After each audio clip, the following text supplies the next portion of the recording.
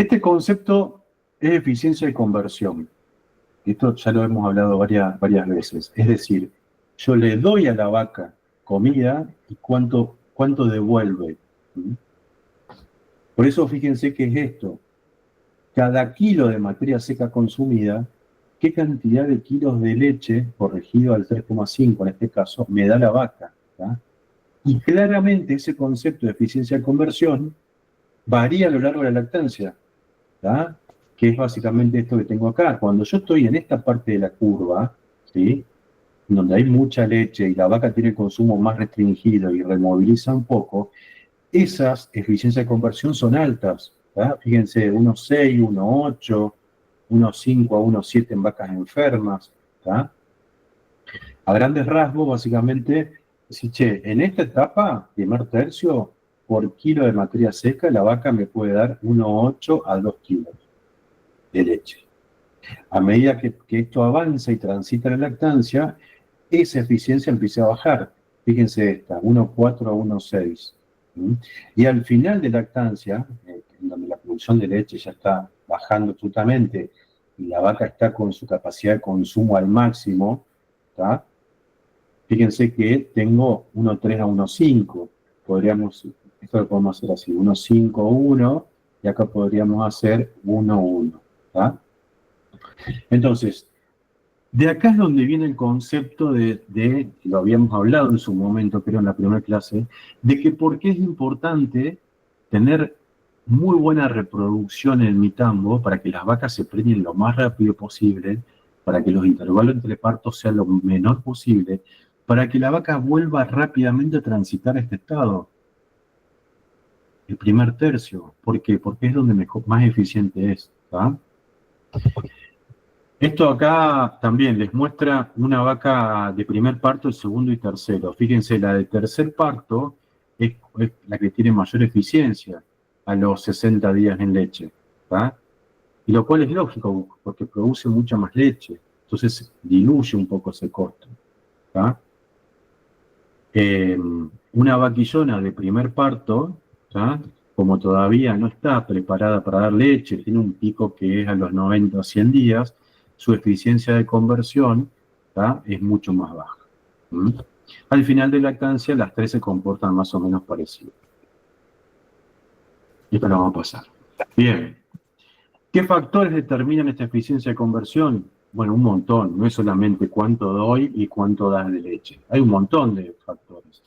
La cantidad de ordeño, ¿tá? El potencial genético, los días promedio en leche de las vacas, qué porcentaje de vacas primera lactancia, segunda y tercera tengo. Es decir, yo tengo un rodeo de 200 vacas. Está bien. ¿Da igual que tenga 10% de vaquillona que tenga 30? No. O sea, ese comportamiento me va a afectar esa eficiencia. La cantidad de tiempo que descansan las vacas, obviamente la calidad de los alimentos. Bueno, y así podemos enumerar 100 cosas. ¿Ah? Vamos a hablar ahora de esto que es la vaca en transición. ¿Ah? La vaca en transición, o mejor dicho, el periodo de transición, como la palabra lo dice, es aquella vaca que transita los 20 días antes del parto y los 20 días posteriores. ¿Tá? ¿Y por qué lo enfocamos y por qué lo abordamos a este tema? Lo enfocamos porque es el periodo más crítico para el animal, ¿tá? Es donde la vaca se enfrenta a un desafío enorme desde todo punto de vista, desde la alimentación, el consumo, la baja inmunidad que tiene, la exigencia de producir leche. O sea, hay un montón de factores ahí que hacen que tengamos que estudiarlo un poco individual este tema o separado. ¿Tá? Esas son vacas que están esperando ahí a ser paridas, eso es un tambo en donde hay una paridera, o sea, el preparto, y las vacas que ven con signos de actividad de parto son traídas ahí en donde hay una cama, o sea, está un poquito más aislado y demás. Entonces, esta sería como digamos, en el tiempo, ¿sí? El periodo de transición. Acá tenemos el parto, menos 21 días, más 21 días. ¿Qué es lo que sucede ahí? Principalmente el consumo, que viene dentro de todo bajo, empieza a bajar, a bajar, a bajar, llega el momento del parto, esos días previos y postparto, el consumo es el mínimo, la condición corporal al parto, que también esto después posparto empieza a bajar porque tengo la producción de leche, que a los 60 días hace el pico de producción, ¿tá? Y ese consumo que, como dijimos, no acompaña en términos energéticos la producción de leche y por ende la vaca de acá para allá empieza así en un balance energético negativo, ¿tá? ¿Qué le llamamos periodo de transición? Esto que está en azul, menos 21 días más 21 días, ¿tá? El menos 21 antes del parto es lo que le vamos a denominar preparto. Y el más 21 postparto es el que vamos a denominar vacas frescas, ¿va? Ese es un poco el concepto. ¿Qué es lo que sucede acá? Así, haciendo un resumen de lo que hablamos antes, entre estos 21 días previos y 21 postparto, es un periodo de mayor trascendencia en la salud y bienestar del animal. Hay intensos cambios fisiológicos, metabólicos y hormonales que todos esos cambios están asociados y llevan a la vaca a una inmunodepresión, ¿tá? ¿Y en qué termina todo eso? Que esa vaca puede presentar desórdenes metabólicos asociados a la nutrición, ¿sí?, a la producción y a procesos infecciosos, ¿tá? Vamos a ir tratando de elucidar esto. ¿Qué es lo que sucede en el contexto de la transición? ¿Qué es lo que pasa alrededor del parto y esos 20 días antes y post? Hay bajo consumo de materia seca, hay altos requerimientos nutricionales, tenemos un balance energético negativo, hay un déficit de calcio, ¿sí?, porque la leche se lleva todo ese calcio, y hay una inmunosupresión, ¿tá? O sea, la vaca de por sí está inmunodeprimida. Vamos a ir tratando de entender esto un poco, qué es lo que pasa. ¿Por qué? ¿Qué es lo que dice que la vaca tiene bajo consumo al momento del parto y la transición? Bueno, básicamente hay un montón de trabajos, pero fíjense esta. El día del parto, ¿sí?, cómo la vaca le cae el consumo abruptamente, ¿tá? Fíjense esta otra.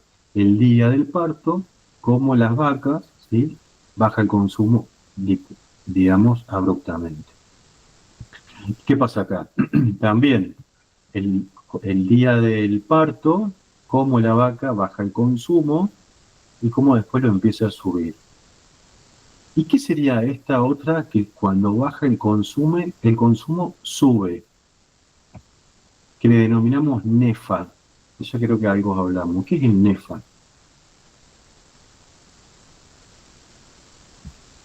Lo escribo acá. Nefa. Estos son, está en inglés, ¿no? Ácidos grasos no esterificados, ¿sí?, que son también los famosos AGNE, ácidos grasos no esterificados. ¿Y de dónde vienen esos ácidos grasos no esterificados? ¿Por qué al momento del parto aumentan? Aumentan porque la vaca viene con una restricción de consumo, tiene alto requerimiento energético, y entonces empieza a sacar energía de donde tenga que salir, y lo que hace es removilizar, ¿tá?, de la condición corporal, saca la grasa, de la energía que está reteniendo la grasa. Esa grasa, que ya vamos a ver un poquito más, ¿sí?, al removilizarse, origina lo que son estos ácidos grasos no esterificados que andan dando vueltas por la sangre, ¿tá?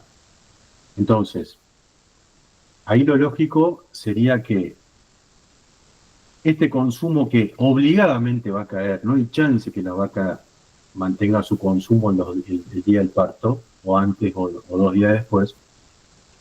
Entonces lo que hay que hacer es que no da igual que el consumo venga a este nivel y baje, a que venga a este nivel y baje, ¿no? O sea, mientras más alto es el consumo preparto, ¿tá?, estos NEFA removilizados, producto de no comer y removilizar, no van a ser tan altos, ¿sí?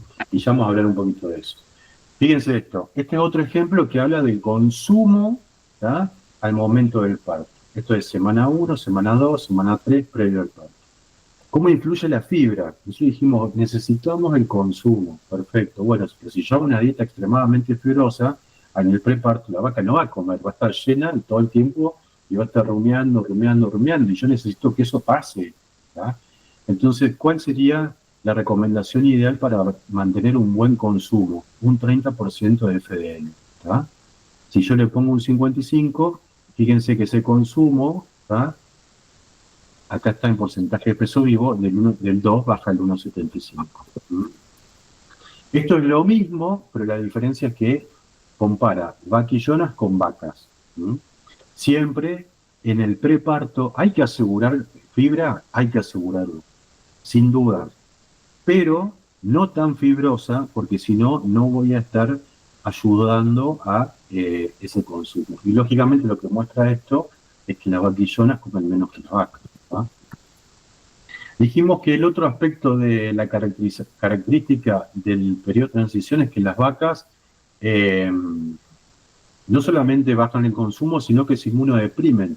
Bueno, dos indicadores que tienen que ver con la inmunosupresión de las vacas, en realidad de cualquier organismo vivo, tiene que ver con los neutrófilos y los linfocitos, que son células que se generan en el cuerpo y que actúan cuando hay procesos inflamatorios o hay procesos infecciosos, ¿tá?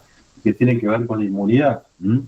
Fíjense cómo al momento del parto, ya sean los neutrófilos o los linfocitos, caen abruptamente. ¿Ah? ¿Por qué pasa esto? Porque la progesterona emitida principalmente por la placenta, que está en su máximo tamaño, inhibe la función de esos leucocitos. ¿Ah? Por lo tanto, hay menor inmunidad en ese periodo seco. ¿Ah? Y a su vez, los estrógenos liberados también ahí, sobre todo alrededor del parto, inhibe esa inmunidad celular. ¿Qué otra cosa aparece producto de que baja esta inmunidad? El cortisol. Esa vaca está estresada, está incómoda, va para un lado, va para otro. Ni hablar cuando hay gente ahí metiéndole mano, etcétera, aumenta el cortisol, que es un indicador de estrés, ¿sí? Que es inmunosupresor también. ¿tá? Entonces, ¿qué problemas de salud que dijimos que la vaca en estos momentos transita problemas de salud complicados? ¿Qué problemas de salud son los principales? Hipocalcemia y cetosis. ¿tá? Esos son dos enfermedades o dos desórdenes metabólicos asociados a la nutrición, a la alimentación, y que están muy relacionados al periodo de transición, extremadamente relacionados. Que a su vez son enfermedades de entrada, o mejor dicho, cuando suceden, habilitan a que sucedan otras cosas más, como por ejemplo el desplazamiento omaso, la mastitis o la retención de placenta junto con la artritis. Vamos a detallar un poquito cada uno. El problema es que pasa que cuando ocurre, ya sea hipocalcemia la palabra lo dice, es niveles de calcio en sangre por debajo de lo normal, ¿tá? Y cetosis son elevados cuerpos cetónicos en sangre, producto de mucha removilización. La hipocalcemia, cuando ocurre, hace que haya 5 veces más el riesgo relativo a retener placenta. Yo no sé si lo vieron la semana pasada, pero cuando la placenta necesita un tiempo, o sea, se rompe la bolsa, el ternero sale, ¿tá? Pero la placenta todavía no sale. Hay un tiempo hasta que salga y que se despida. Generalmente hasta las 12 horas no hay problema de que la vaca no lo haya, digamos, emitido. El problema es cuando pasa más tiempo y queda retenido. ¿Por qué queda retenido? Porque esa vaca tiene una hipocalcemia subclínica, no puede hacer fuerza en su musculatura lisa, producto de que no hay calcio, ¿sí? Y por eso es que queda retenida la placenta. ¿tá? Entonces, también hay 2 veces más de riesgo de desplazamiento omaso, y la hipocalcemia también tiene 4 veces más de riesgo de producirse mastitis.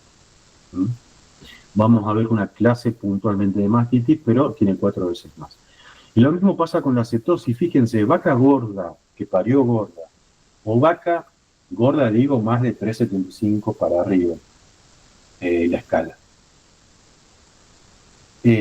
O vaca que removilizó mucho porque no tuvo muy buen consumo en el preparto, esa vaca tiene casi 14 veces más probabilidades de tener desplazamiento omaso. ¿tá? O sea, vaca gorda que con cetosis va derecho a tener un desplazamiento omaso, ¿sí? Y también tiene 3 veces más de mastitis y casi 2 de metritis. Fíjense cómo está todo asociado con todo y cómo esto es un tremendo problema. ¿Qué pasa con el calcio? Vamos a hablar un poquito del metabolismo del calcio. El calcio, la fuente que tiene la vaca para el calcio son dos. Por un lado de lo que come y por otro lado de lo que moviliza del calcio de los huesos. En definitiva, los huesos se terminan comportando como un banco de calcio, ¿sí? Cuando lo necesita, libera, y cuando no, o para esa homeostasis, lo que hace es fijarlo, ¿sí? La hormona que lo elimina es la paratormona y la hormona que lo fija es la calcitonina. Pero ¿de qué va a depender que ese comportamiento hormonal suceda? Va a depender realmente del pH sanguíneo, ¿sí? Entonces lo vamos a ver acá. ¿Y por qué es importante el calcio? ¿O por qué es un problema que puede llevar a hipocalcemia? Porque el calostro, ¿sí?, tiene 3 veces más calcio que la leche, ¿tá? Y fíjense que ya una vaca postparto que está sintetizando leche tiene de 8 a 10 veces más de calcio, o sea que el momento de la síntesis de calostro y la extracción de calostro es como que digamos, como que la vaca todo el calcio dando vuelta en sangre se lo saco, ¿tá? Entonces, si se lo saco, esa vaca puede caerse, ¿tá? Y ahí el problema se podría mitigar activando con tiempo el sistema de remoción del calcio de los huesos. El tema es que eso no se hace de un día para el otro. Hay que hacer, digamos, un trabajito. Entonces, ¿en qué va a depender, en qué influye el calcio en sangre? Principalmente en la contracción muscular, ¿tá? O sea, la hipocalcemia, esta que habíamos dicho, ¿en qué influye en la contracción muscular? Y uno puede decir, ¿qué tiene que ver esto? Bueno, porque las fibras musculares y sobre todo lo que es musculatura lisa, el calcio, si no hay calcio, esas contracciones no se pueden producir, ¿tá? Y fíjense cómo impacta esto, ¿no? Perdón. ¿Cómo impacta esto? Menor contracciones ruminales, se puede desplazar el abomaso, no come, hay un balance energético negativo, mucho más negativo. Menores contracciones uterinas, puede quedar la placenta retenida, causando infecciones, metritis, endometritis. Por lo tanto, me va a afectar la fertilidad, que esa vaca vuelva a reactivar su ciclo. Va a haber menor cierre del esfínter del pezón cuando ordeño, por ende va a ser más tiempo y más probabilidad de que ingresen patógenos por el esfínter del pezón y que causen mastitis. Y si causan mastitis, sobre todo cuando es subclínico, voy a estar perdiendo leche que nunca se sintetizó porque esa ubre está enferma. O tengo que hacer tratamientos cuando es mastitis clínica. Y en definitiva, todo esto termina con una menor inmunidad que a su vez son 2 entradas a patógenos causando mastitis o infecciones del sistema reproductivo. ¿Está? Entonces, ¿cómo funciona esto? Hay bajo calcio en sangre. ¿Está? La glándula paratiroidea detecta esa baja concentración de calcio en sangre. Es una señal para que la paratormona se active, se incrementa. ¿Tá? Esa paratormona va a actuar en 2 partes. En los huesos, que va a hacer que se libere calcio de huesos, o sea, va a ayudar a que se vaya el calcio del hueso. De hecho, está comprobado que eso en minutos libera calcio de los osteocitos y ya de las otras células más especializadas tarda algunos días. Y la otra es que va a actuar en los riñones. Y acá es donde es importante la vitamina D, que es lo que les dije hoy. Si no hay vitamina D, ese calcio extraído se libera rápidamente y se excreta se va por orina, ¿tá? Y yo lo que necesito es que esté en sangre dando vuelta. Para que esté en sangre y el riñón no lo mande a la orina, yo tengo que tener vitamina D.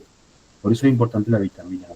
¿Para qué? Para que todo este sistema y esquema ayude a que se pueda absorber el calcio por los intestinos y que tenga que ir a la leche.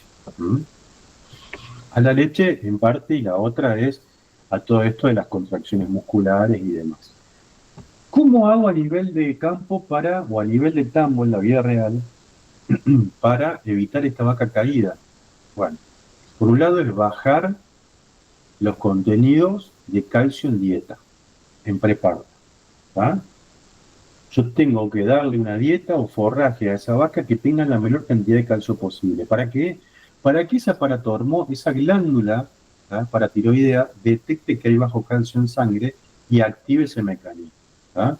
Dar dietas de bajo calcio. En realidad bajo calcio y bajos cationes en general, ¿sí? También acá le podemos sumar el potasio. Y la otra opción, porque muchas veces con esta no alcanza, esta es solamente vía alimentación, ¿no? Manejo de alimentación.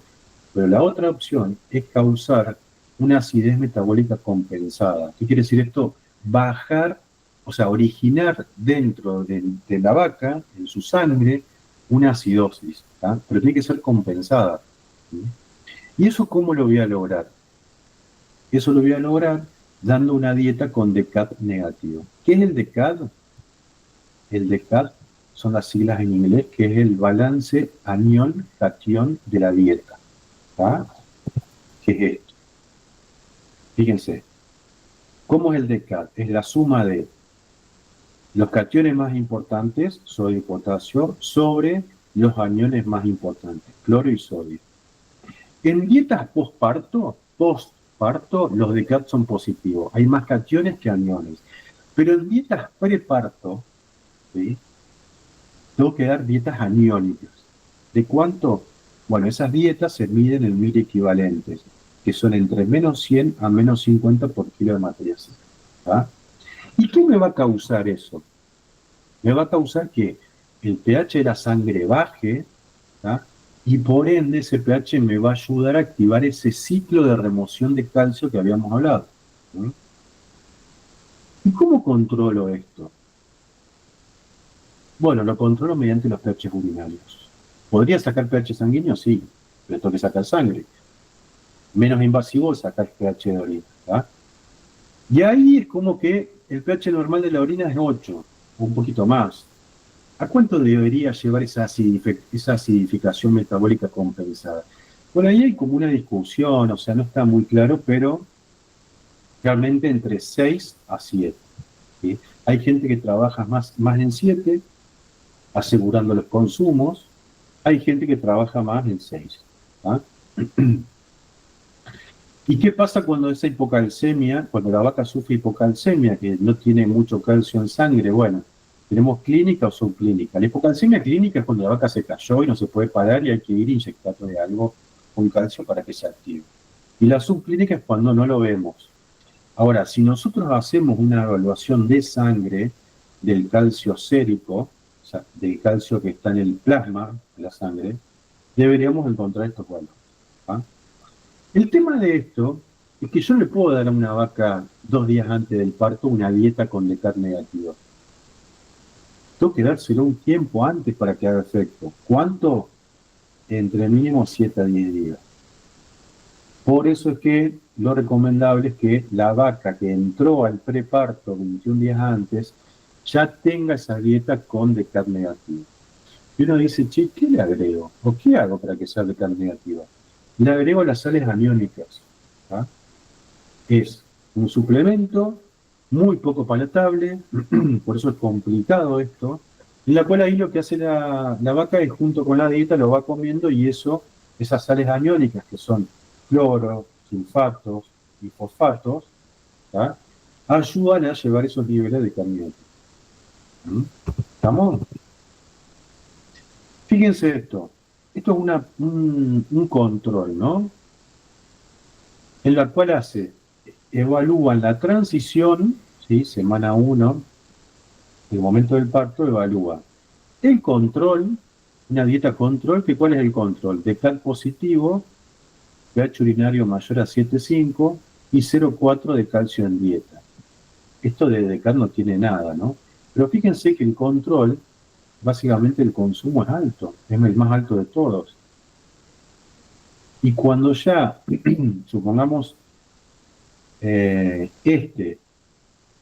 es DCAD negativo, pH urinario 5,5 a 6, y encima, no, veamos el segundo, y encima el calcio de la dieta es muy bajo porque lo estoy manejando con los forrajes, el ND sería fíjense que el consumo es más bajo.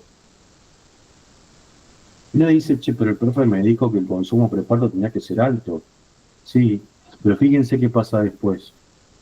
La que tuvo la dieta con DCAT negativo, o sea, esta, fue la que después casi que tuvo el mejor desempeño en consumo postparto. ¿Ah?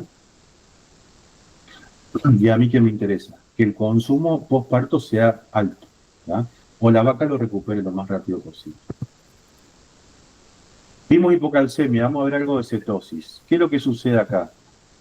La vaca cuando necesita, digamos, en condiciones normales, la grasa en el cuerpo de la vaca, cuando tiene alta condición corporal, se almacena acá, se almacena en la base de la cola o en las costillas, digamos, ¿no?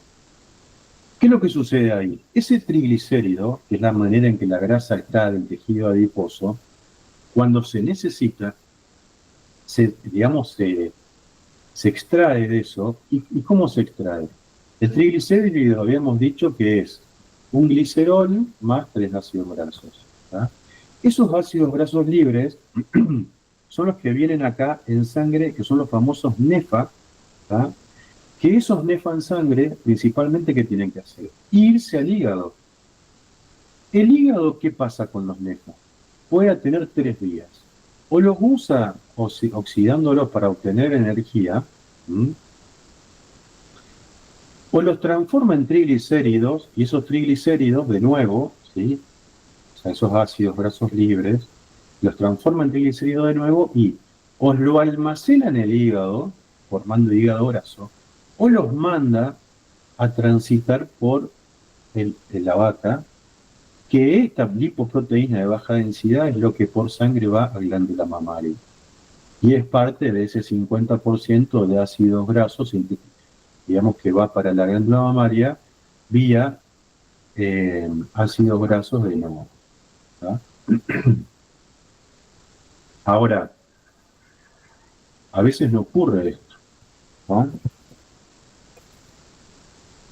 ¿Qué es lo que sucede ahí? Este sería el esquema normal, ¿tá? Una vaca saludable, bien alimentada, sin removilización, con consumos adecuados. Esto es lo ideal. Entra el alimento, ¿m? Consumo de alimento, entra. ¿M? Todo esto dentro del hígado, el propiónico, propiónico, transforma en glucosa sale del hígado, ¿tá? Y se va a glándula mamaria para producir leche, lactosa. ¿M? Hay una leve removilización del tejido adiposo, de triglicérido pasa a NEFA, que son los ácidos grasos no esterificados. Obviamente que acá juega un rol importante la insulina. Esos NEFA van por sangre, muy poca cantidad, entran al hígado, en mitocondria. Ahí lo que hacen es una breve transformación para formar el triglicérido, que ese triglicérido levemente formado forma el triglicérido que se almacena en las células hepáticas o que sale como lipoproteína de baja densidad y va a la glándula mamaria. Pero en vaca en transición no pasa eso. ¿Por qué? Porque yo tengo restringido esto. ¿Ah? Entonces, ¿qué va a pasar? Viene esto. Fíjense, el consumo de alimentos, dijimos, está restringido. Toma mucho más fuerza el tejido adiposo, la vaca está en balance energético negativo, va a los NEFA, fíjense cómo aumenta de tamaño esta flecha, la otra era verde tranqui, acá es roja, furiosa, cómo aumentan esos NEFA. Esos van a hígado, ¿tá? Pero acá el problema es que ese hígado se satura de NEFA, ¿tá? Al saturarse de NEFA y no dar abasto para convertirlos, ¿sí? Digamos que entren a mitocondria y se produzca glucosa, ¿qué se hace en esos NEFA? Almacena mucho más en hígado, ¿tá? Por eso es que puede ir un hígado graso, y la otra es que se van a sangre. Entonces, ese es el indicador que nosotros medimos para evaluar cetosis. ácidos grasos no esterificados en sangre. ¿Por qué? Porque ese indicador me dice que del hígado están saliendo un montón de esos ácidos grasos que están dando vuelta en la sangre. ¿Ah? Entonces, ahí tenemos la cetosis tipo 1, tipo 2. La tipo 1 en general es a las 2, 4 semanas posparto, ¿sí? Básicamente eso lo mido como haciendo cuerpos cetónicos en sangre. Responden bien a la terapia con glucosa, porque yo lo que necesito es esto. Es decir, che, ¿por qué están estos cuerpos cetónicos acá? Porque hay baja glucosa. Yo la necesito la glucosa para que esos cuerpos cetónicos vuelvan a entrar a ese ciclo de Krebs para oxidarse, ¿sí? Entonces, inyectando glucosa, puedo hacer que esos cuerpos cetónicos se vayan en cierta manera neutralizando. Esta es la cetosis clásica, que es 2 o 4 semanas posparto. Por eso, generalmente en vaca se hace a los 7 días y 14 días se evalúan cuerpos cetónicos. Pero después está la que está cerca del periparto, ¿sí? Que es menos de una semana posparto. Que esa es más grave aún, porque casi que no responde a terapia, y eso quiere decir que la vaca viene ya de antemano del preparto, que viene sin comer y removilizando mucho. Esta lo que me está diciendo, que es de a 2 a 4 semanas, lo que me está diciendo es que la vaca no está recuperando su consumo posparto. Pero la 2, lo que me está diciendo, como ocurre antes de esta semana, me está diciendo que la vaca no comió en el preparto, o viene muy gorda. Esto es un poco lo que hablábamos como para de nuevo refrescarlo, ¿sí? Es decir, che, yo tengo el consumo viene, taca, taca, taca, baja, pero el requerimiento no baja, el requerimiento de energía. Entonces la vaca que hace, removiliza, aumentan los nefros, ¿sí? Está completamente, digamos, relacionado. Vamos a ver esta. Esta lo que me dice es una prueba que se hizo, ¿sí? Una inyección de glucosa. Que supuestamente la inyección de glucosa es para disminuir esos cuerpos cetónicos. ¿Sí? Ahí está, la infusión de glucosa. Yo tengo alta y baja. ¿Ah? Pero el ensayo en realidad, ¿qué hizo? Sobrealimentó con más energía a la vaca preparto para ver qué pasaba con la removilización de los nefros. ¿Y qué es lo que está diciendo esto? Che, dar una dieta alta en energía, ¿me ayuda a contrarrestar la proporción de nefa en sangre? No. Con toda la furia, fíjense, baja hasta un 30%. Y cuando la dieta es de energía controlada, ¿ya? Que tiene menos energía, captura, o mejor dicho, baja la concentración de plasma, de nefa en plasma, hasta un 70%, 80%. ¿Qué me está diciendo esto como conclusión? En preparto, chicos, la dieta tiene que tener energía controlada. ¿Tá?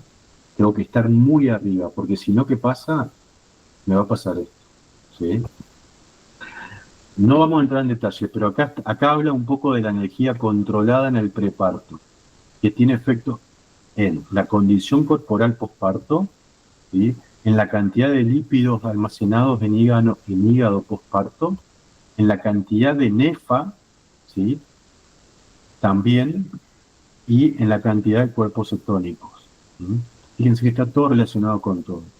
Entonces, resumiendo esto, ¿qué es importante en el preparto? Que la vaca coma, respetar la FDN para favorecer el consumo, dietas aniónicas para liberar el calcio y de energía controladas, ¿no? Porque si no voy a tener un montón de problemas con respecto a la removilización. Desplazamiento maso. 5 minutos más y terminamos. Desplazamiento maso. Esto es lo normal, ¿no? Esto sería la derecha, esto sería la izquierda. ¿Qué pasa acá? Acá tengo el aguamazo. Cuando la vaca pare, que libera un montón de espacio, ¿tá? Ese espacio hay que ocuparlo. Entonces, si la vaca no está comiendo porque está gorda, porque tiene restringido el consumo, lo que fuera, todo ese espacio, fíjense, se empieza a llenar de todo de todo esto que son gases que salen del rumen. ¿Tá? Entonces, ¿qué es lo que sucede? La vaca no está teniendo movilidad ruminal. ¿Qué ocurre? Pling, se va el desplazamiento, se desplaza el desplazamiento pelario. ¿Tá? Y obviamente eso es un problema, porque eso no puede quedarse así. Ahí lo que hay que hacer es hacer una cirugía. Hay que cortar, meter la mano, ¿sí? El veterinario acomoda el aguamazo.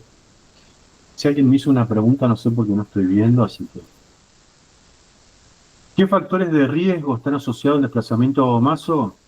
Vaca gorda, alto NEFA en el preparto, o sea que quiere decir que la vaca está removilizando, alto cuerpo cetónico postparto, que la vaca sigue removilizando, y que cuando hay en el primer control lechero que controlo la leche de la vaca, cuánta leche da la vaca, y la grasa y la proteína, vemos que esa relación grasa-proteína es mayor a 1,5. No puede decir, uy, qué genial, mucha grasa. Sí, pues esa grasa viene del cuerpo de la vaca. ¿Ah? Quiere decir que está removilizando. Y todo eso son factores de riesgo asociados a un desplazamiento aguamazo. Fíjense esto es súper importante. Hablamos de descanso. Che, la transición es importante que la vaca descanse entre 2 y 14 horas. ¿Por qué? Porque cuando la vaca no está descansando entre 10 a 14 horas, como dijimos, fíjense cómo aumentan los nefas. Es decir, cuando esa vaca está descansando en este rango de tiempo, los nefas son los más bajos. Si la vaca está mucho tiempo parada y no descansa, los nefas aumentan. Si la vaca está mucho tiempo echada o enferma, los nefas aumentan. ¿Va? Entonces, esto lo que me dice es que, che, la vaca de preparto tiene que descansar lo más que se pueda, tiene que poder echarse, porque eso está relacionado con la removilización de grasa. ¿Va?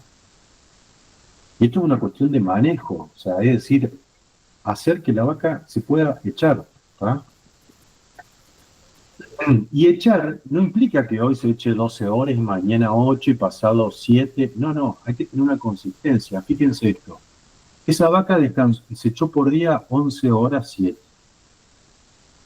Pero fíjense, acá descansó esto, acá descansó 8, 14, 15, 9. Descansó este promedio, pero con una variación de esto. Esta descansó 12 horas, 13, casi 13 horas, pero la consistencia es mucho más baja, ¿no? Coeficiente de variación 7. Esto es lo que yo tengo que buscar en preparto, que la vaca tenga consistencia en el descanso. Entonces, ¿y por qué la consistencia en el descanso? Porque se dice que cada 3 minutos que la vaca menos descansa en promedio, disminuye 1 minuto su consumo de materia seca. Eso es así. Y si disminuye el consumo de materia seca, removiliza, voy a tener mayores cuerpos cetónicos, nefas, etc. ¿Ah? En esto lo que muestra es otro aspecto de manejo. Es decir, che, hay muchos tambos que se preguntan, ¿hace sentido refrescar las vacas preparto en verano si no se están arreglando? Claro que hace sentido. Fíjense, la línea de arriba son vacas que se enfriaron, se llevaron a refrescar. La línea de abajo son las vacas que no. Fíjense cómo, ¿tá? Las vacas que se refrescaron tienen un mayor consumo que las que no se refrescaron. No solamente preparto, sino también posparto, ayuda a que sea un poco más alto. ¿Tá? Entonces también hay que darle confort a la vaca desde el punto de vista de mitigar el estrés calórico. Esto también otra cosa clave, el descanso. Esto es posparto, no es preparto, es posparto. Fíjense esto. Esto es un día, ¿sí? Las varillitas negras son los ordeños. ¿Tá? Y las varillitas estas transparentes es el tiempo en que la vaca está echada. ¿Tá? Y fíjense esto que está ahí arriba. ¿Qué es? Que cuando la vaca se echa, el flujo de sangre de la glándula mamaria sube. La vaca se para, el flujo baja. La vaca se echa, el flujo sube. ¿Y por qué es importante esto? Y porque cuando la vaca se echa, hay un 30% más de flujo de sangre que va a la glándula mamaria, con todos los nutrientes que eso implica, los precursores, ¿está? Entonces, es clave el tema del descanso porque también ayuda, ¿sí?, a que vaya más sangre a la ubre. Vemos estas dos diapos y terminamos. Bien. Habíamos dicho, che, es importante que la vaca coma preparto, sí. ¿Está influenciado con el posparto? Sí. ¿La cantidad de leche influye en el balance energético posparto que tiene la vaca? ¿Ese VEN negativo que tiene? Fíjense esto, comparan la producción de leche, esto, corregida por sólidos, ¿sí? Esta, el SCM, que da la vaca a las 3 semanas de parida. Entonces acá tenemos una vaca que da a las 3 semanas, da 20 kilos, esta 25, esta 30, 35, 40. Y este es el balance energético a la semana 3.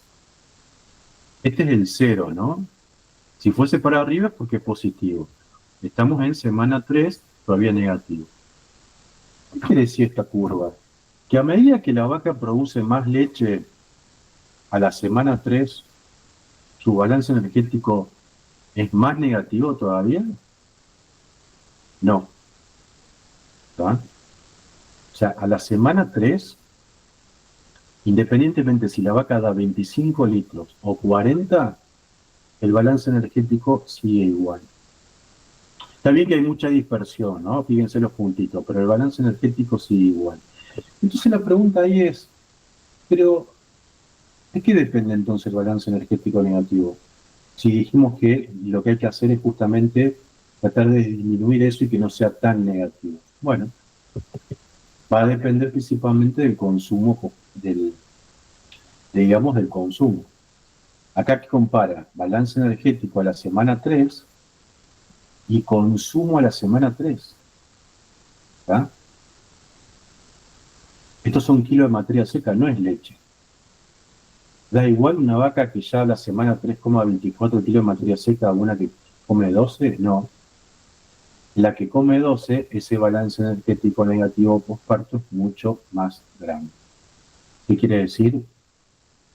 El balance, que la magnitud del balance energético negativo postparto no depende de la cantidad de leche que produce la vaca, que es lo que uno pensaría, che, una vaca produce 35 litros, va a removilizar más. No, va a depender del consumo, ¿tá?